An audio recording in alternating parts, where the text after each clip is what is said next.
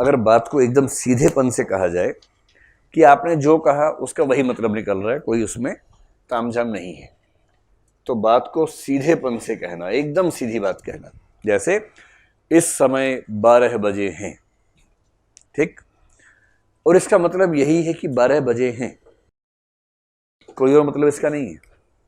12 बजने एक मुहावरा भी हो सकता है कि अरे तेरे 12 क्यों बजे हुए हैं, मुहावरा भी हो सकता है, लेकिन आप अभी सामान्य सेंस में कह रहे हैं कि इस समय 12 बजे हैं और 10 मिनट पहले 11:50 से 10 मिनट के बाद 12:10 होंगे, इस सेंस में कह रहे हैं। तो जहां कोई बात कही जाए और उसका वही अर्थ जो आप कहना चाह रहे हैं, उसमें कोई जरा भी अर्थ बदल नहीं रहा, उसको बोलते हैं अभिधा। और अभिधा सबसे साधारण तरीका है बात कहने का, सपाट बयानी कहते हैं इसको, सपाट तरीके से बात कहना यानी अभिधा में कहना, ठीक है। अभिधा इतना सीधा है कि अगर अभिधा शब्द में आपने न लगा दिया अंत में तो हो जाएगा अभिधान। तो बताओ कौन बताएगा इसका मतलब क्या है? वो धान जो अभी भी हुआ है, वो नहीं। क्या बात है, सीधेपन से कही गई बात, वेरी गुड। क्या? हाँ, अभिधान का मतलब है नाम। आपका नाम क्या है? अब किसी को डराना बोलना तुम्हारा अभिधान क्या है। सब जगह हिंदी साहित्य पढ़ के आए हो आप लोग अभी अभी आज जाके पूरे रूममेट से बता तेरा विधान बता, मैंने ये तो पता नहीं, हीरो बन रहा है, आईएएस बनेगा, विधान पता नहीं अपना। तो आज से खेल शुरू कर दो, अभिधान का मतलब होता है नाम।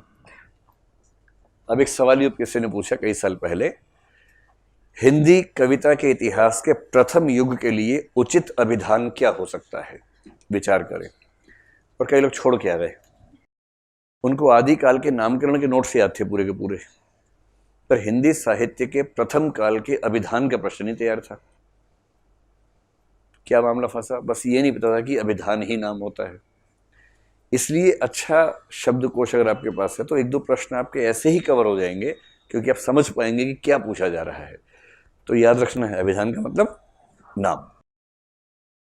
लक्षणा और व्यंजना में थोड़ा सा टेढ़ापन आ जाता है बात कहने में। लक्षणा का मतलब मोटे तौर पर सरल भाषा में कहना हो तो मुहावरे, मुहावरे या असंभव प्रतीत होने वाली बातें। प्रतीत असंभव होगा लेकिन मीनिंगफुल बातें होती है, यानी ऐसी बात जो सीधे अर्थ में तो संभव ही नहीं है पर सेंस समझ में आ जाती है। जैसे नाकों चने चबाना, ट्राई करके देखिए आज, कुछ चने नाक में ठूंस लीजिए और उसको चबा के देखिए, आप थोड़ी देर में समझ जाएंगे ये संभव नहीं है भाई बड़ा मुश्किल काम है। लेकिन भाषा में चल रहा है कि आईएएस बनना ऐसा ही है मानो नाकों चने चबाना, समझ में आ रही है बात। तो जितने मुहावरे हैं, दांत खट्टे करना है ना, याद रखना, नींबू काट के एकदम रगड़ देना दांत के ऊपर, तो कौन किसके दांत खट्टे करता है, लेकिन भाषा में चल रहा है, सेंस समझ में आती है।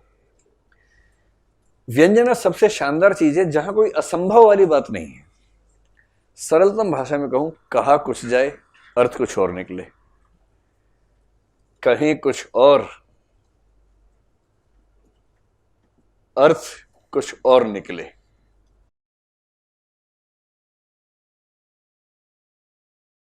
मतलब आप जो कहेंगे वो भी असंभव बात नहीं है, वो भी संभव बात है,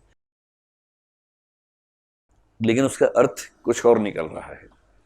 कहने वाला भी जानता है, सुनने वाला भी जानता है। इसका सरलतम उदाहरण ये है कि क्लास का टाइम होता है 2:15 तक। मान लीजिए कि एक दिन सामने घड़ी खराब हो जाए और बज गए हैं 2:30 और मुझे लग रहा है कि 12:30 ही बजे हैं अभी, और मैं इस फॉर्म में हूँ कि 2 घंटे और पढ़ाना है। आप में खुसर खुसर चल रही है कि ये तो पगला गया है, पता नहीं कितना पढ़ाएगा आज ये तो बोरा गया है, कब तक पढ़ाएगा पता नहीं। सब घड़ी देख रहे हैं, मोबाइल दिखा रहे हैं एक दूसरे को, देख टाइम दे रखा था वहां पर, कैसे कैसे मैनेज करें। तो फिर आप सब में से एक नायक उठेगा या नायिका, जो भी दबंग है, वो उठ के इतना ही बोलेंगे, सर 2:30 बज गए। ऐसा बोलेंगे ना, भाई समाज की रक्षा के लिए तो करना पड़ता है सब। सर 2:30 बज गए।